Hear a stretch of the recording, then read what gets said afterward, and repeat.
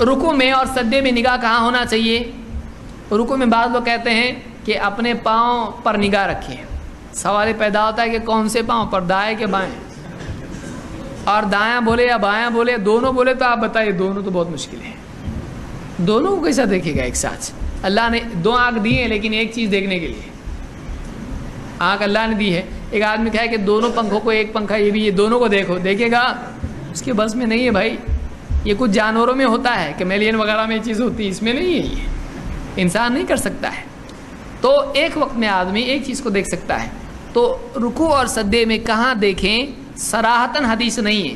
حضرت عائشہ کی روایت سے معلوم ہوتا ہے کہ پوری نماز میں آپ کی نگاہ کہاں تھی؟ سجدے کی جگہ پر. اسی لیے علماء نے کہا رکوع میں بھی کہاں دیکھے؟ سجدے کی جگہ پر. اور سجدے میں بھی کہاں دیکھے؟ سجدے کی جگہ پر. سجدے میں تو سجدے کی جگہ پہ کہاں دیکھے؟ باہر دیکھے گا. بعض وہ کہتے ہیں ناک پہ دیکھے.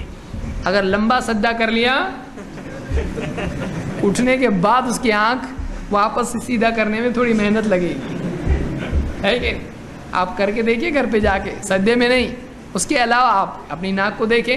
بعض لوگ ایکسرسائز کے لیے بتاتے ہیں تو اس حد تک ٹھیک ہے، لیکن لمبا رکوع اور سجدہ اگر آدمی کرتا ہے سجدے میں ناک پہ دیکھے تو یہ یعنی اس کی کوئی دلیل نہیں ہے کہ ناک کو دیکھے اپنی. اس کی کوئی دلیل نہیں. سجدے کی جگہ پر آدمی نگاہ رکھے. سجدے میں آنکھ بند کرنا بھی ثابت نہیں ہے.